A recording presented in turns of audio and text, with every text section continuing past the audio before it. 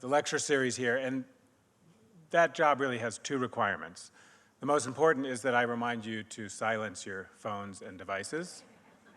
And then the second is that I try to keep abreast of new, interesting ideas and writing that is relevant to the Getty, so we can invite the very best people out here onto this stage for you to listen to. And I've found that one very easy way to do that is to periodically check in with Geoff Dyer and ask him what he's working on. We first invited Geoff to speak here in 2010 when he had just completed Geoff in Venice, Death in Varanasi. And that's Geoff with a J, and the narrator of that searing satire of art fairs surely bears little resemblance to Geoff with a G. Dyer's range and output is so substantial that in the years since he last spoke here, he has published 5 books. The Missing of the Somme, a critically acclaimed reflection on World War I, memory and representation. Zona, a book about a film about a journey to a room, the film being Tarkovsky's Stalking, but the book, like all of Dyer's writing, is really about much more. Another Great Day at Sea, based on his week aboard the USS George H.W. Bush, and 2 new collections of essays and reviews, otherwise known as The Human Condition and Working the Room. These books join an extraordinarily eclectic shelf of earlier publications, including novels and studies of photography, jazz, John Berger, and in a book that sends chills down the spine of anyone who has ever put off completing a writing assignment, D.H. Lawrence. In the past few years, Geoff has also abandoned the old country, realizing at last that Los Angeles is the place to be. And he had a stroke, which he recounts with striking clarity in his new book, making us believe that the power of precise language can reverse the impact of that tiny blockage in the back of the brain. Southern California life has, however, not turned Geoff into a beach bum as much as he might have hoped. As you will discover when you read White Sands, he remains as restless, searching, and insightful as ever. Whether he is visiting Spiral Jetty, the Watts Towers, or Tahiti in the footsteps of Gauguin, Dyer is as much interested in what might not be there to see, as he calls it, the thwarted expectations and disappointed hopes, as he is in the famous There's There. And I'm not just throwing in a Gertrude Stein allusion for no reason. I want to also thank you for coming here instead of watching the Oakland Warriors win tonight. The reason I enjoy reading Dyer is because when he journeys to and then contemplates a work of art, a photograph, the towers, a riff, or a memorial, he sees them in new ways and contemplates some of our big human questions. I'm a big fan of Geoff's, and so I first proposed to him that I interview him tonight. I think that idea scared him so much that we went and found the very best person we could possibly get to speak with him tonight. I know I don't need to introduce Steve Martin to you. His work as an actor, author, musician, comedian, curator, and playwright is, I'm sure, well known to everyone. Let's just mention the exhibition of paintings by Lauren Harris he recently curated at the museum down the street, the Broadway musical Bright Star, which received many nominations, and for which Steve and Edie Brickell won the Drama Desk Award for Best Music, and his 2014 Grammy Award with Edie Brickell for the Best American Roots song, Love Has Come For You. So we're going to invite Geoff Dyer and Steve Martin on stage. They'll speak for about an hour. If we have some time, we'll invite some questions. And afterwards, Geoff, but not Steve, will be available for signing in the lobby. So when we conclude, we'll ask that you allow Geoff to get up to the signing table so everyone can get a copy of the book. Please welcome to the Getty, Geoff Dyer and Steve Martin.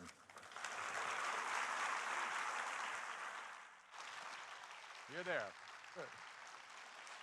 Okay, hi.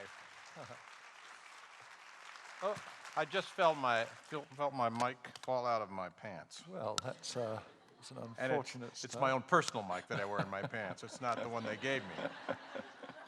I'll hook it back here somehow. Okay. We're killing. Now, Geoff, first of all, it's an honor to be able to interview you. I think my mic, there it goes. There, everything's good. I've been a longtime fan of your work, and I've realized, having read a lot of your things, that your kind of at your best, your most exuberant, when you're complaining? Well, that's, in a way, I feel we could sort of subtitle that by just saying, I'm English. I've got a lot to complain about. Yes. And I don't know if you're... Or a lot of imagined things, anyway. Yeah, I mean, there's this expression in, you know, when you say in England, how are you doing? There's quite a normal way to reply is, oh, mustn't grumble. And of course, the great thing is that it's a country of incessant grumbling, and mustn't grumble is itself a kind of grumble, you know. So yeah, I feel that I'm part of that kind of tradition, really. Although, I mean, geez, I don't want to start quarreling with you over the very first question. However you are, but that's fine. But, you know, I wouldn't want to be stuck in that English mode of only being, say, dissatisfied or, you know, cynical or whatever it would be. For example, when Geoff in Venice came out, the book about the art world at the Venice Biennale, many people assumed said it was a satire, but it wasn't. It was just a description of my idea of a good time. So it's really important for me that sort of curmudgeonly side of things doesn't get in the way of my capacity to experience wonder, joy, that it doesn't mean that I'm trapped in that idiom as opposed to being able to be sort of lyrical or whatever. Yes, but you can have a problem with wonder and joy. What it is, I so crave wonder and joy that I can really become immensely frustrated with the numerous obstacles that are put in my path. Yes, well, one thing about this book, which is a collection of essays about, I guess we'll call it your travels, but really about your adventures going to various places, that you're equally capable of writing about, which was already mentioned, the disappointment of the things you don't see, which is not the way most books about travel, we'll call it, it's not going to be in vogue. Yes, there is. I mean, the disappointment, though, is so, I do have a great capacity for disappointment. Yes, and you write about it so beautifully. We should, but there is a flip side to that I feel as I say in the book, my capacity for disappointment is actually a sign of how high my hopes are, how much I still expect and want from the world. And I guess the other thing is about going to a place.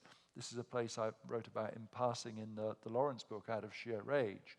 You know, you go to a place that has some huge reputation, and you want to have that experience. So I was conscious when I went to the Rothko Chapel in Houston, Texas. You've Watch it been now. There. Watch it now. Yeah, I mean, we're on sacred ground, you know.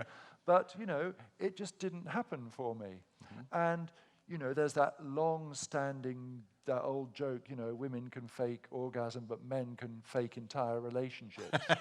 But, I mean, I'm completely unable to fake my sort of transcendent experience at these holy art grails if I'm not having it. Now, where have you been in the context of the book, because there's several places you write about happily, where have you been that you were fulfilled and the place exceeded your expectations?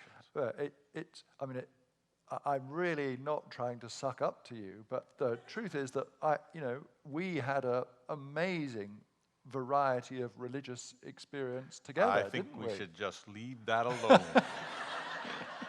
Well, go ahead. Yeah. Explain what you're talking about. So we went to the lightning field together, yes. didn't we? And there was with your wife and my wife and my wife's ex-boyfriend. That's right. And modern world, I don't know. Yeah.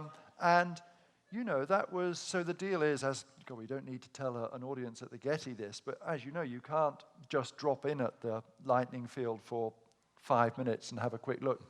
It accommodates 6 people. You stay there, you stay the night. And I think you would agree I can almost remember this kind of groan of disappointment in the sort of pickup that took us up there when we first saw or didn't see the lightning field. Because as you know, you arrive at 2 in the afternoon, the sun is so bright, there's Maybe we nothing should to see. explain what the lightning field is just quickly, like for me. The Walter de Maria land art installation of all those steel poles. Meant to attract lightning in the middle of the desert. Very, very vulgar, though, to go to the lightning field expecting lightning, isn't it? Never. There's never any lightning there. Not going to happen. And yeah, we were really disappointed because there was almost literally It was almost nothing invisible. to see. Yeah.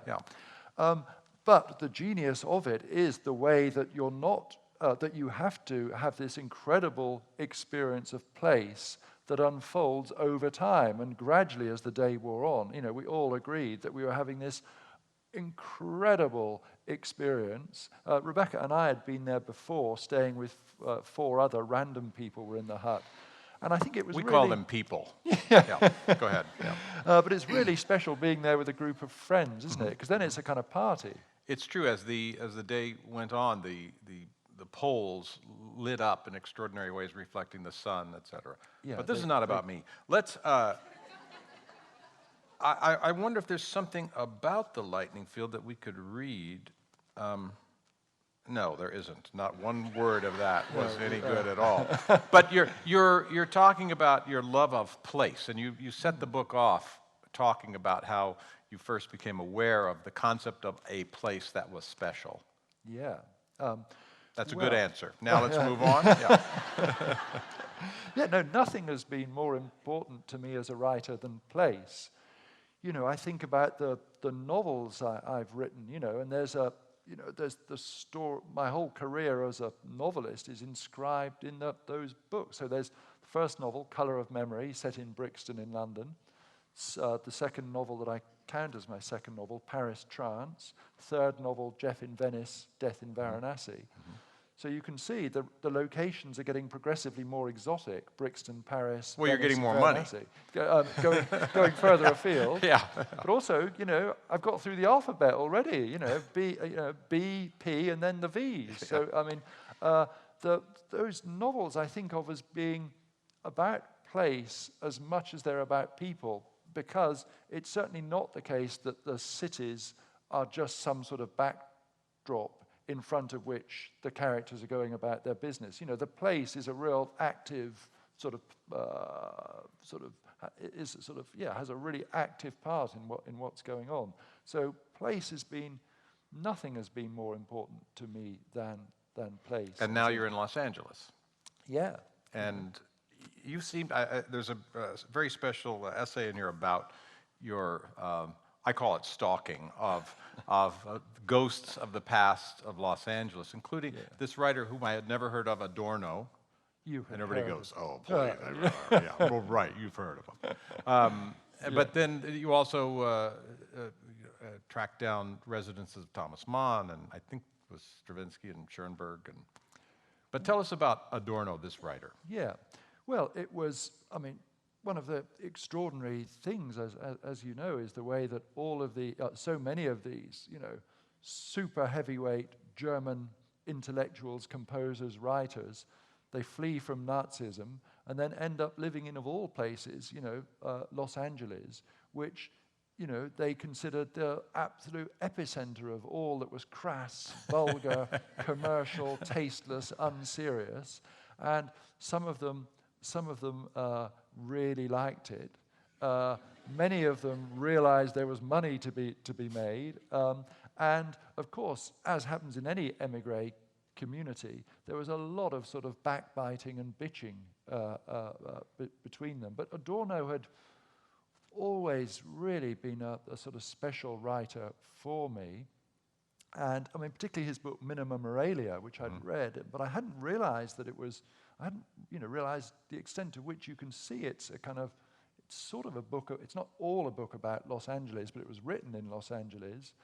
And yeah, there's a lot in it about LA. So we went on a pilgrimage to 316 South Kenter Avenue, where Adorno lived. And the wonderful thing, which is so different to London, where you can't move for blue plaques saying that, you know, Shakespeare lived here, Chaucer was there, you know, it's so, the heritage industry I have to put up my own plaques. Can you believe that?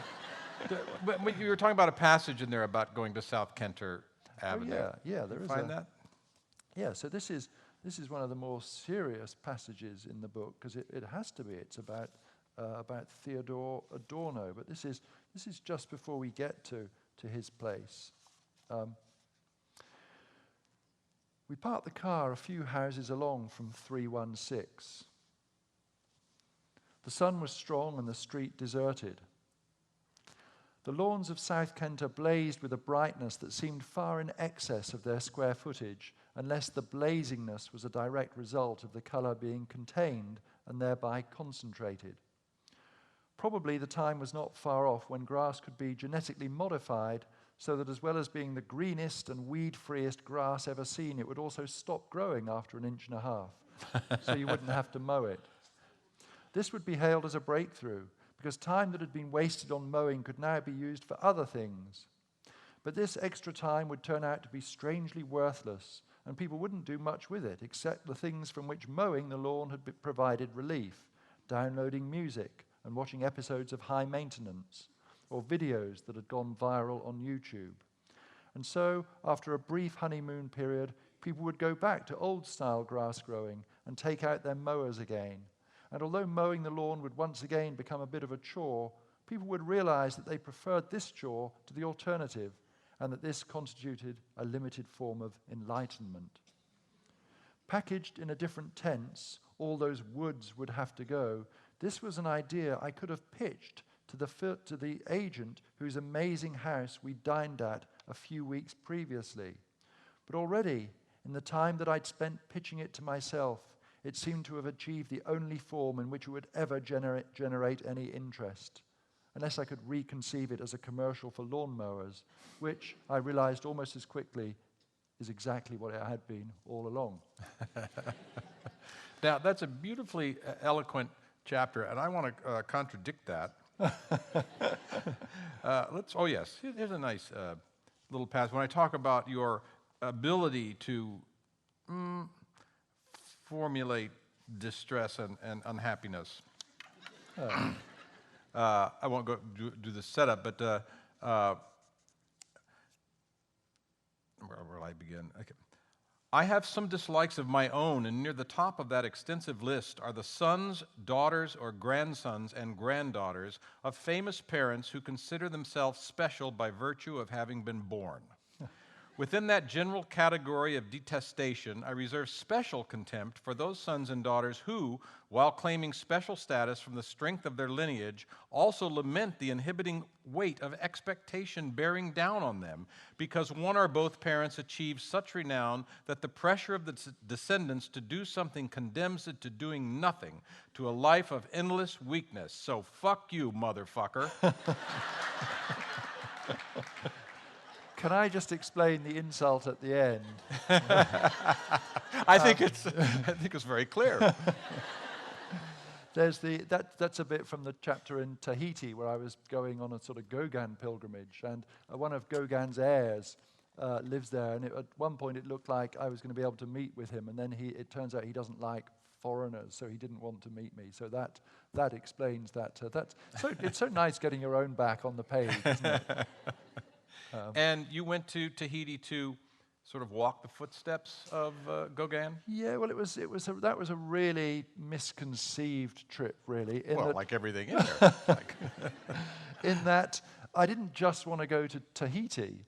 I wanted to go to Gauguin's Tahiti. What I thought I would do is sort of step into a Gauguin painting. And you know, even by the time Gauguin got there, I think I quote this in the book, somebody said that Tahiti had already become both a symbol of paradise and of paradise lost.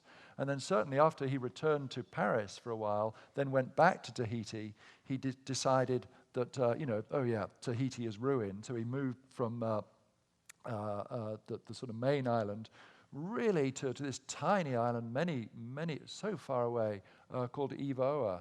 So, you know, it was, even Gauguin found that it wasn't looking like a Gauguin painting, and certainly by the time I got there, it really wasn't.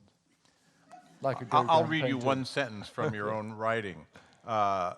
Polynesia translates as many islands, all of which you wish you were on instead of the one you actually are on. It's, yeah, I was so, I've always, I'm this kind of low-life English writer for whom travel writing has always been a way mainly of getting free trips. So at one point, and the Tahitian Tourist Board had underwritten my trip, so I called them, because you see all these lovely brochures of, with, these wonderful Tahitian places. So I said, could I go to whatever it was called? I mean, Bora Bora, I think it was called, or maybe that's where. I've been there. It's gorgeous. Oh, Yeah, it's much better than Tahiti, where you were. Yeah. And I keep thinking it's the place where Bin Laden was holed up. But It's Tora Bora, I think. If he had been holed up there, they wouldn't have any problems. Yes. So I said, couldn't I go to Bora Bora? And they said, well, why do you want to go there? Gauguin didn't go there. I said, yeah, but it's the kind of place if he was alive now he might have gone to. So it was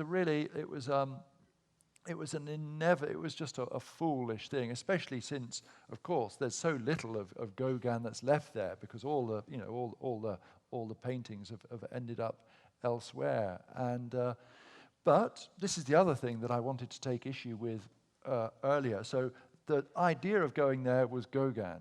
That was the nature of the pilgrimage. To that extent, it was a colossal disappointment, but I was still so glad I went. And this often happens. You go somewhere, and then actually it's some incidental thing that you notice that makes the trip worthwhile.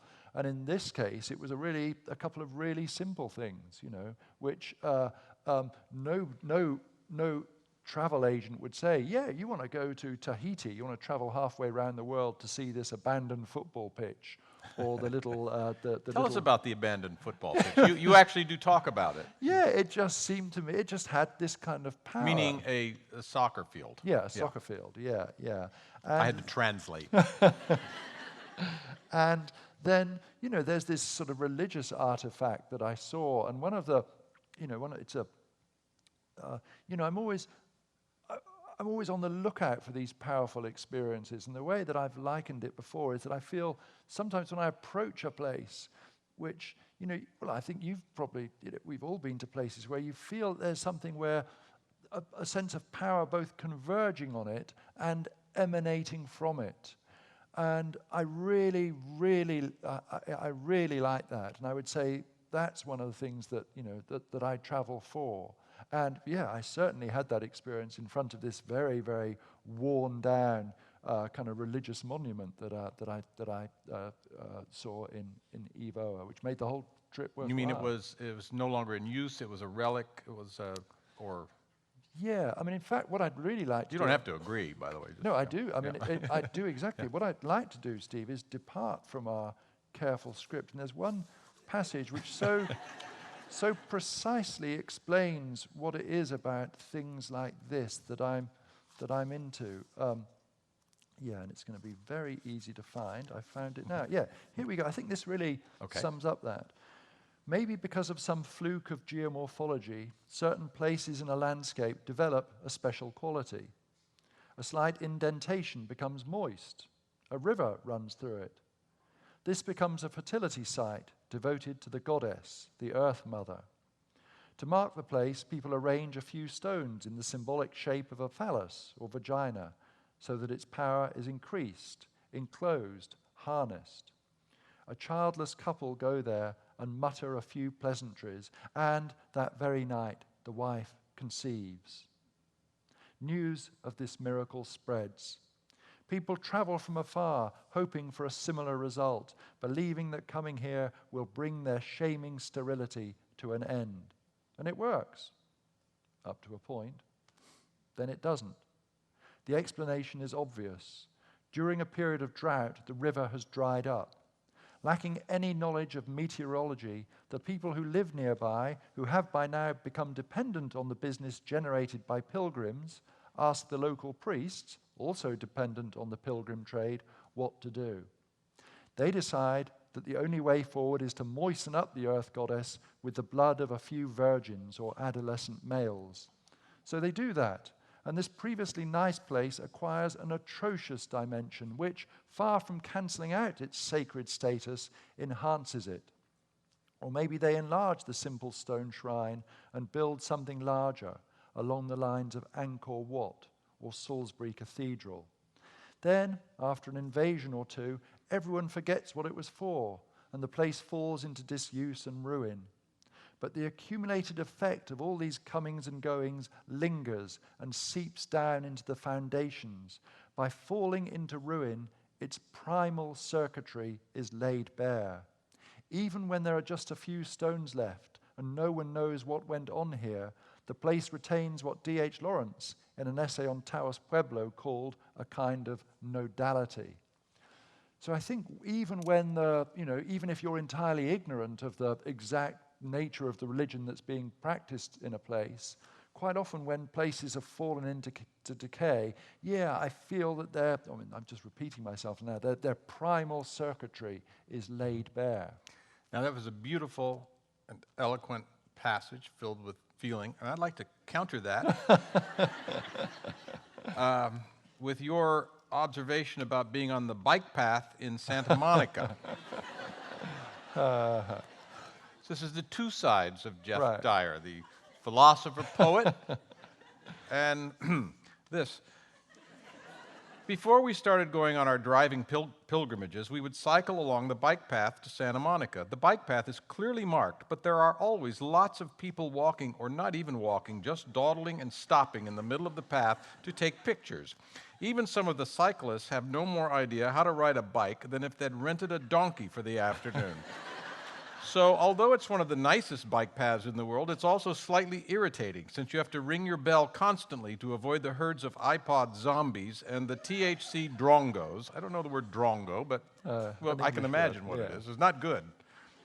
Some of whom don't even register that the bell is intended as a warning, like the slim girl in unignorable denim cutoffs who, smiling through a fog of narcotic bewilderment, responded, "What a pretty bell." But since one of the attractions of California is the relative absence of aggression, it's not in anyone's interest to start yelling, "Get out of the fucking bike path, asshole." Even if that is a thought going round and round in your head like a bicycle wheel. So it seems there are two Geoff Dyers. But it's like I said, I wouldn't want to just be that person. And I wouldn't want, and actually that's the other thing. Jesus, I really don't need to tell you of all people, Steve. I mean, it's really, if you're writing about Adorno, say, or about Tarkovsky, the filmmaker, the assumption is that you've got to adopt this, a similarly sort of tone of high seriousness. But of course, being funny about things it can work completely alongside being serious as well. When you're writing and you have the overview of what you're writing in your mind, as you're writing some beautiful, eloquent passage like that, are you conscious of balancing it with humor, or does it just come out that way? I'm always, ideally what I like to do is that kind of thing where I'll have a serious line and then immediately undercut it with a jokey line and then revert to being serious. And this was particularly, Adorno is the absolute master of the dialectic. The passages you quoted here were fantastic. I feel like I've read two authors now, you and Adorno. The bits of Adorno, yeah. So in a way, that kind of the dialectical, ever-tightening dialectical spiral that you get in Adorno, my version of that was that there's the kind of thing of serious about Adorno, jokey, so it's going on like that. So you're aware of it, it's not just a simple stream of consciousness gift, a little of both. It's,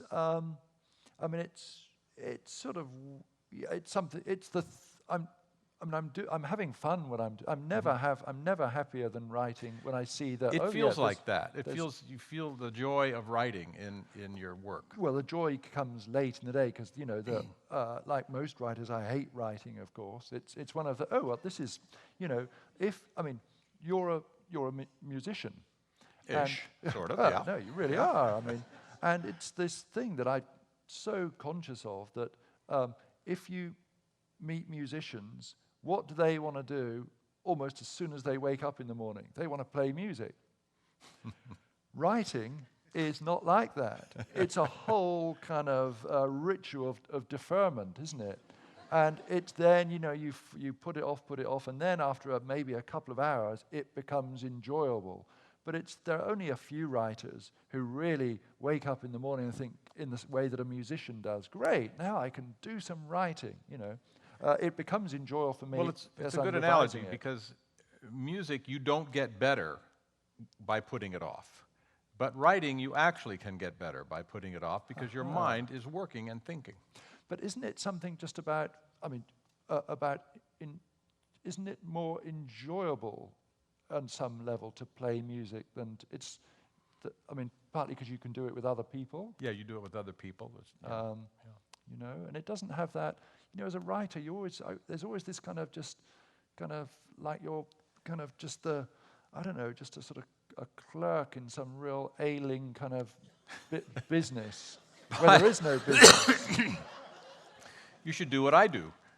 Think you're a wonderful writer. So when you sit down, you're just flying, and how wonderful. Yeah, well, But you reminded me when you talk about the little bliss of writing and the shifting tonally. This reminded me of this little passage. You're in, is it Oslo? Or outside of Oslo. You're searching for the Northern Lights. Yeah, we go on a thing because Rebecca, my wife, became obsessed with seeing the Northern Lights. So I did that, thing that any self-respecting writer does. I found a way of trying to arrange a free trip by writing about it.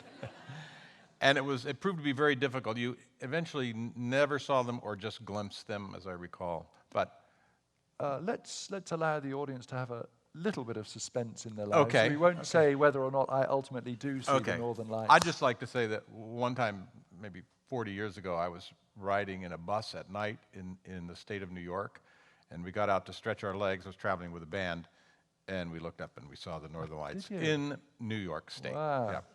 But anyway, you were then, I just wanted to make you feel bad. And I was being paid. Well, You're going on a dog sled expedition, and you find out that you are responsible for harnessing all the dogs and unharnessing them. But anyway, I like this little piece here. I got into such a tangle with the numerous, often inexplicable bits of harness and rope, and the dogs all leaping over each other, that I slipped onto my back, landing onto the hard ice, which, through all these layers of clothing blubber, felt as soft as piss-streaked sponge cake. There is a lesson to be learned from this. In the depths of the darkest night and the darkness of the deepest cold, mankind's need for slapstick will never quite be extinguished. Yeah, actually, that is the trip to see the Northern Lights really was. So we went in January. It's it's dark all the time, which we thought that's great. It's increased our chances of seeing the Northern Lights, and it's about 1,000 degrees below zero. It really is pretty. It's pretty dreadful, and it wasn't. And then we really there were several things going on. One, that we seemed to sort of really get on the wrong side of our hosts there, because there were these two young women who were guides. Their names are Birgitta and Yeti. And when she said her name was Yeti, the response is this: Yeti, I said, what an abominable name. That really didn't endear us to them. And then there's another bit when we're out on this wretched dog mushing thing, and they've taken against us somewhat. And so anyway, this is what happens. So she's driving. Yeti kept up. So we're with these huskies. From reading about Amundsen's expedition to the South Pole, I knew that if the going got tough, the huskies could be fed to each other.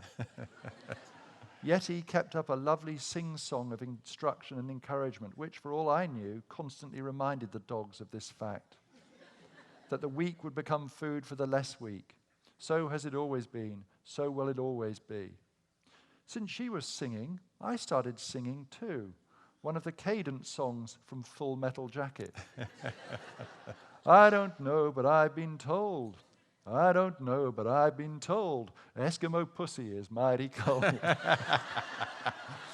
And of course, that doesn't really endear us to our guides even more. But then it gets even worse, because it turns out the Northern Lights are a rather subtle affair, and they sort of, it starts, we're kind of pissed off because we haven't seen the Northern Lights, and then somebody says, oh, but the thing is, you're too far north to see the Northern Lights, which is very unlucky.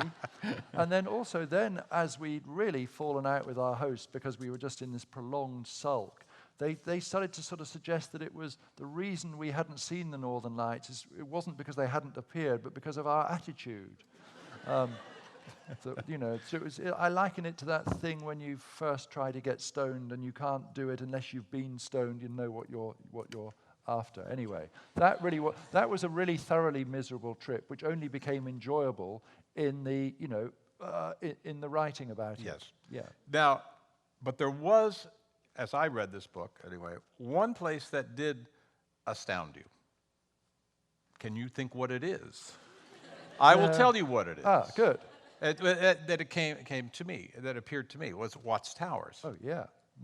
And there's sort of a triptych of art places you visited, Spiral Jetty, the Lightning Field, and Watts Towers. Yeah. And you had interesting observations about each of them, how they differed from each other, and how successful Watts Towers was. Yeah, I guess the thing was, though, typically you arrive at the Lightning Field and the Spiral Jetty through a kind of a series of art encouragements. You hear about it in the connection of the art world. Whereas what I was struck by with both those places, that in a sense I felt I was coming to them more from an interest in sort of sacred sites, let's say.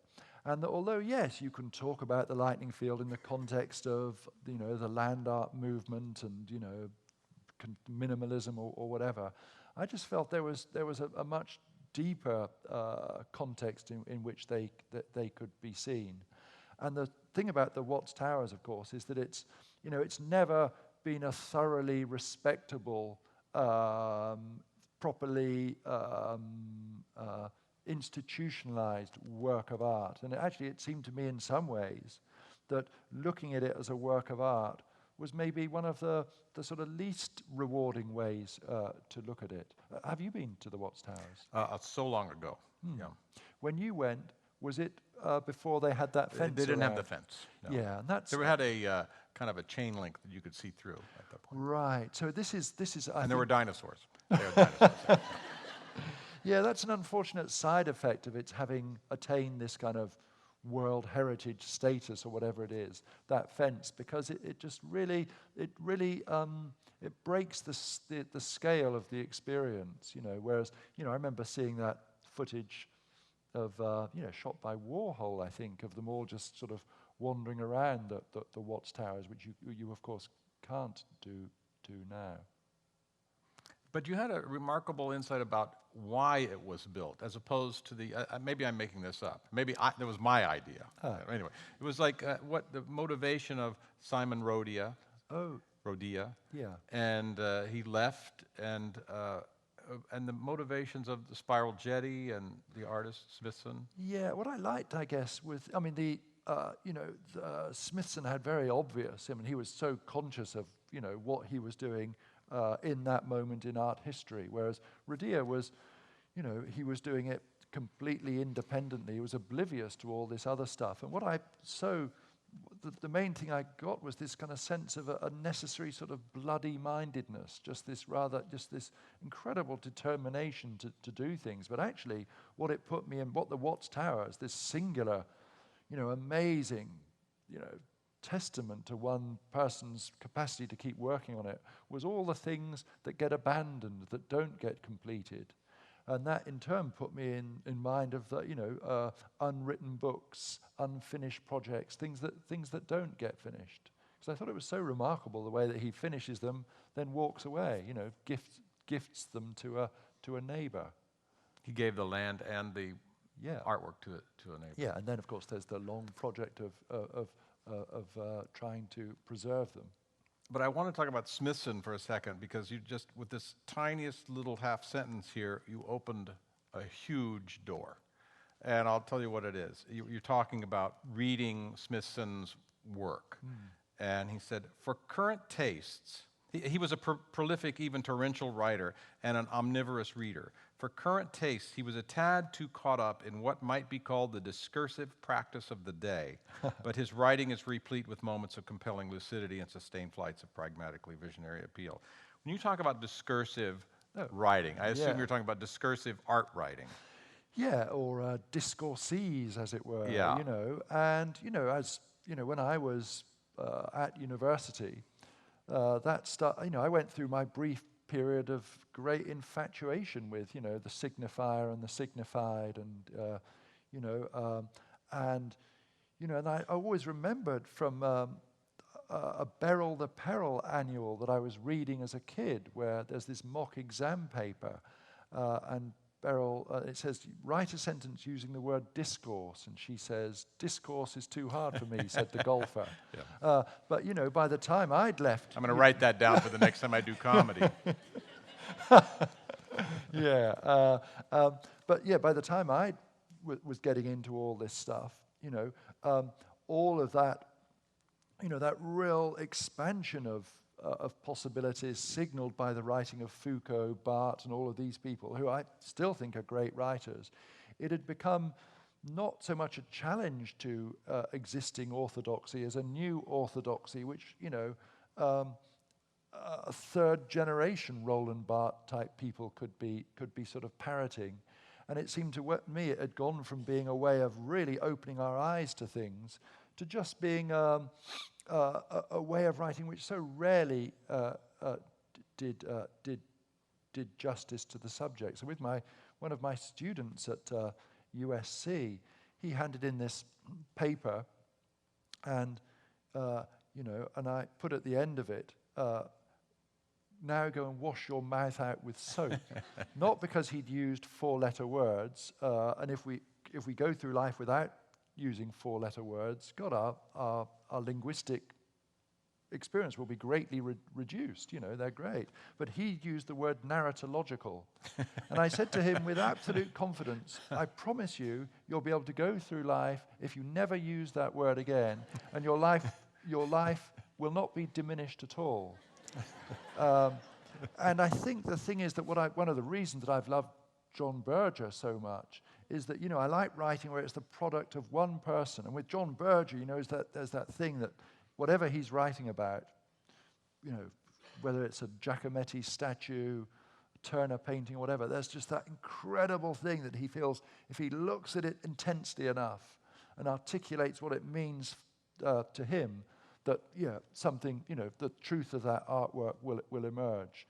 Whereas, so much of that sort of that discourses, if you like, it so often it didn't seem like it was being written by a human being, and it sort of, there's this great jazz shop in London called Ray's Jazz, and there's this wonderful section in it where you use the term use, we say second hand. So there's this wonderful section called second hand avant-garde, and I feel that is really what one wants to avoid. Second-hand avant-garde is really worn out, as is sort of fourth-hand sort of theory. Well, it's a compliment to say that your book is completely lucid, always, and always incredibly vivid.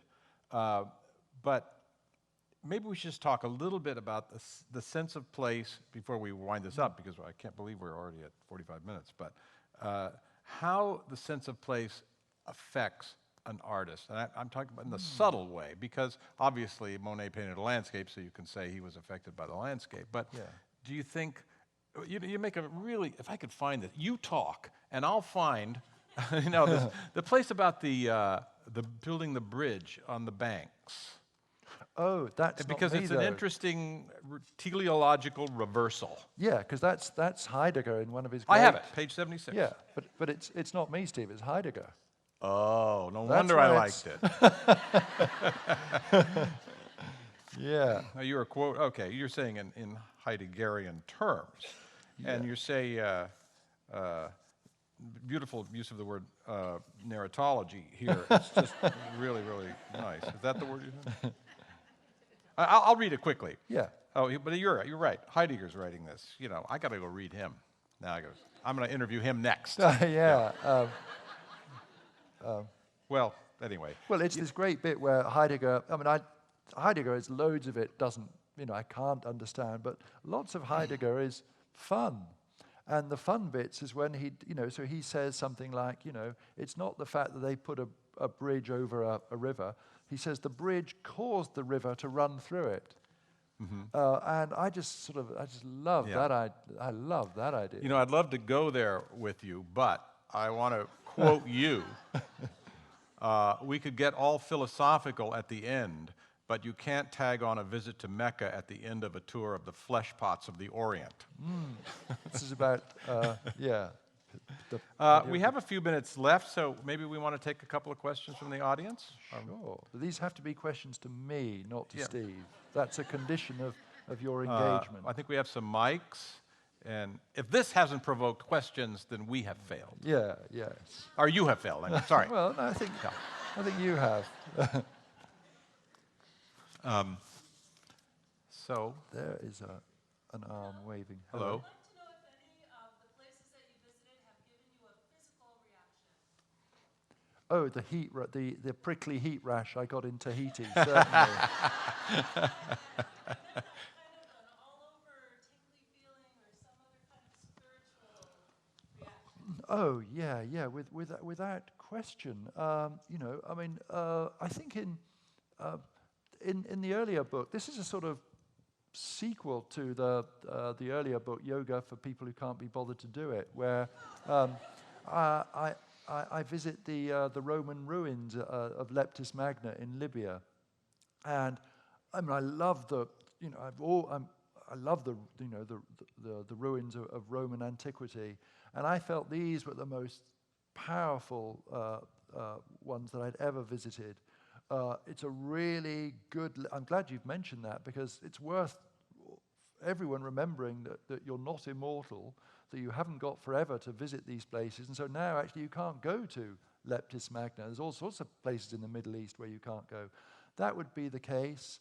A lot of the first Buddhist country I ever went to was Thailand, and lots of those Buddhist temples really affected me powerfully.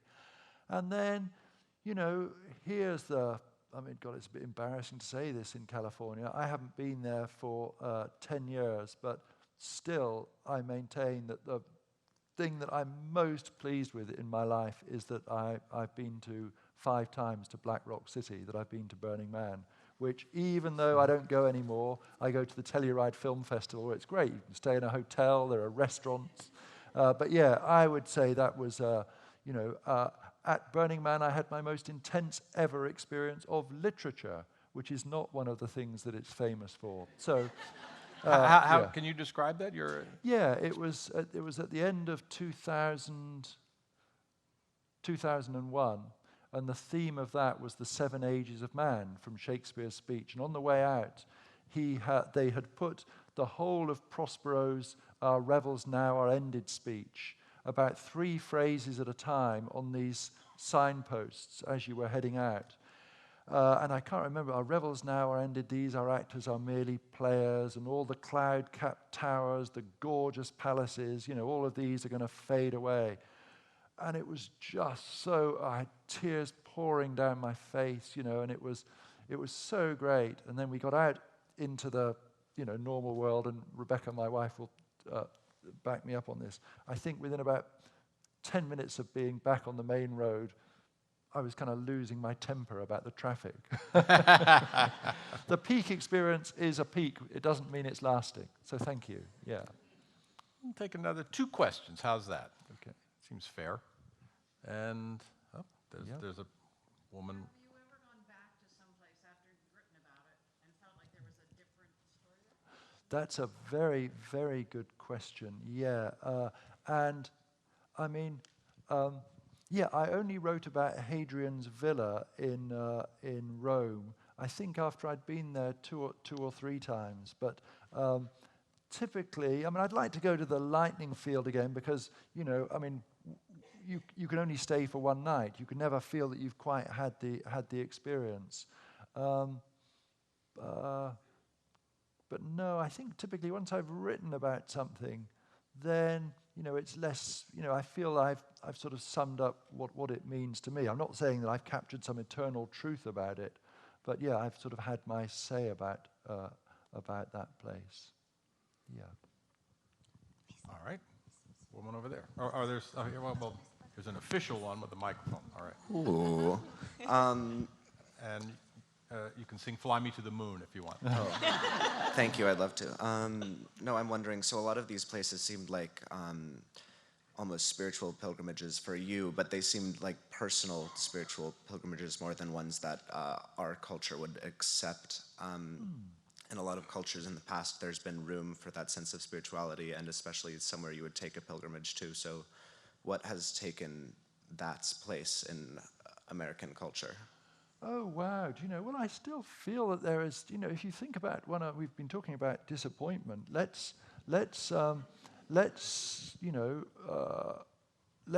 say a few words about those incredibly hyped up places, the national parks of America, which have this awesome reputation, unbelievable reputation, and they never, ever, ever disappoint. They're all so utterly stupendous. I mean, nobody's ever been to a disappointing national park. And I feel that, okay, I mean, you know, what I don't tend to like about nature writing is its tendency towards sort of preciousness. But I think the kind of feelings that you have in those you know, in these places, it's answering some sort of need in people, even though it's not. I mean, it could be. You know, there's a long tradition of people writing about the sort of spiritual aspect of big open spaces. But I think, yeah, they would offer that to people, and you know, it's one of the reasons why. I mean, it's a rather arrogant bit in the book where I say it's not the natives of Arizona and New Mexico that can really appreciate the scale of things. You've got to come from this cramped little rock in the middle of the Atlantic to really have a sense of space.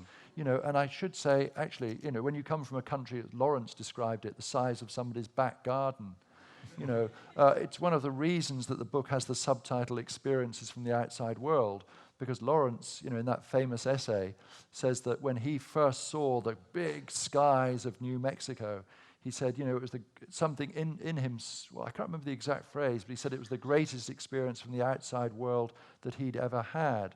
Now, that's not to say that he was seeing it in some sort of pantheistic way, but just there is some, you know, there is that sort of power in landscapes. The phrase I've used before is that sometimes when I come to places, I can feel that there's, you know, like a sort of Geiger counter registers radioactivity, so I can feel this sense of something emanating from a place.